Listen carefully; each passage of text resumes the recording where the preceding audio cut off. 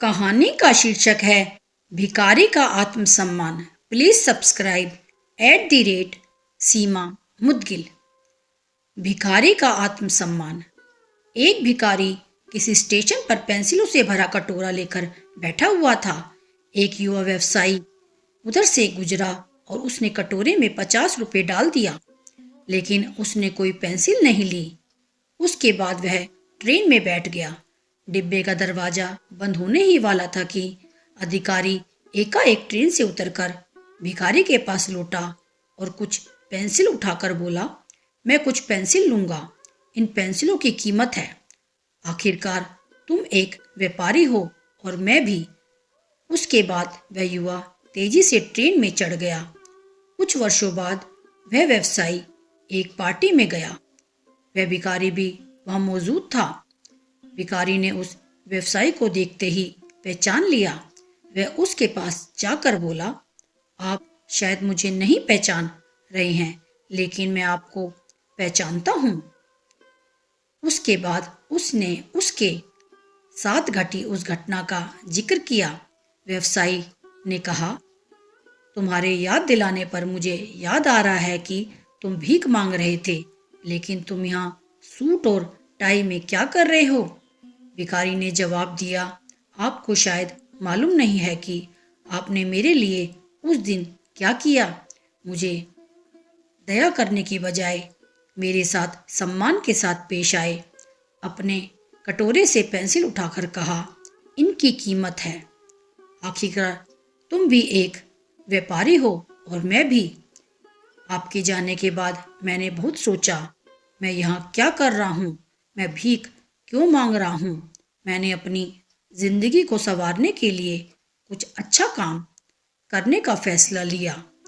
मैंने अपना थैला उठाया और घूम घूम कर पेंसिल बेचने लगा। फिर धीरे धीरे मेरा व्यापार बढ़ता गया।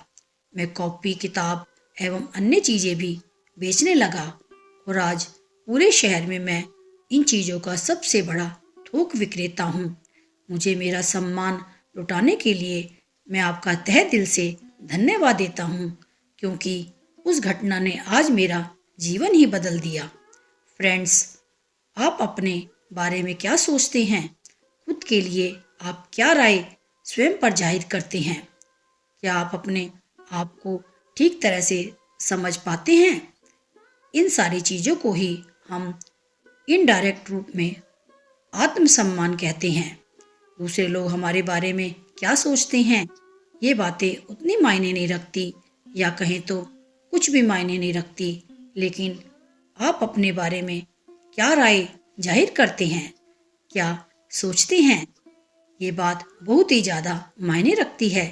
लेकिन एक बात तय है कि हम अपने बारे में जो भी सोचते हैं उसका एहसास जाने अनजाने में दूसरों को भी करा ही देते हैं, और इसमें कोई शक नहीं कि इसी कारण की वजह से दूसरे लोग भी हमारे साथ उसी ढंग से पेश आते हैं।